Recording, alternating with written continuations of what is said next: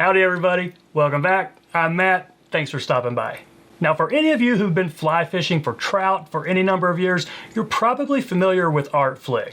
He's a pretty legendary Catskill fly fisherman and tyer. In 1947, he released one of the most seminal books in fly fishing literature, his Streamside Guide to the Naturals and Their Imitations. Now he re-released the book in 1969 in a version called the New Streamside Guide, and those are the versions I have. I've got a hard copy on my bookshelf over there, and I keep a paperback copy that was published in the 1980s in my truck. Now this is not a review on Art Flick's books, but I wanted to mention him because it was in this 1969 version where he first introduced my favorite streamer of all time, the black-nosed dace bucktail. Now, not a lot of tyers will know what his original looked like or how to tie it. He used polar bear fur and black bear and brown bucktail and tied it on a really short shank hook, which is a lot different from how we tie it today. Now, I'm telling you this background because that's the kind of information you'll get in Mike Valla's contribution to Stackpole's Favorite Flies series and his 2020 Favorite Flies for the Catskills. Now, it's no secret that I'm a big fan of Mike Valla, which makes him a little odd because I've never fished a single stream in the Catskills. But the history of our sport in the region is so rich and so interesting, and Valla does such a great job of telling it, how could I not be a fan?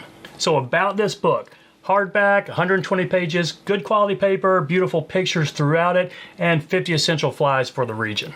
Now this is not a how-to book. There are a few tips and techniques interspersed throughout it, but it's not really targeted to a beginner. It's really aimed at those of us who really enjoy the history of the flies or someone who's maybe planning a trip to the Catskills.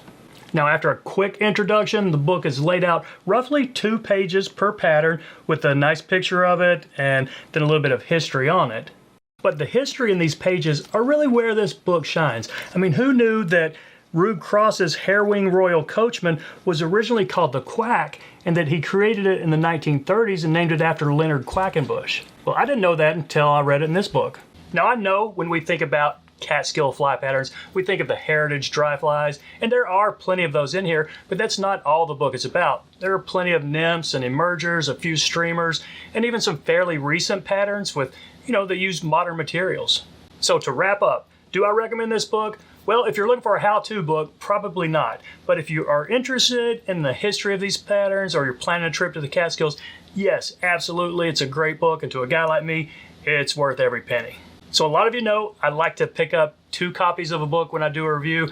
I did that for this one, so let's give one of them away. And how I do that here, just leave a comment. Anywhere in the comment, I'm going to put a hashtag. This one I picked Quack. It's # QUACK anywhere in your comment.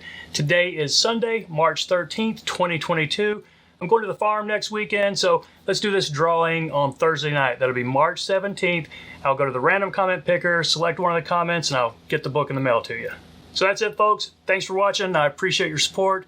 Y'all take care. See you in a couple days.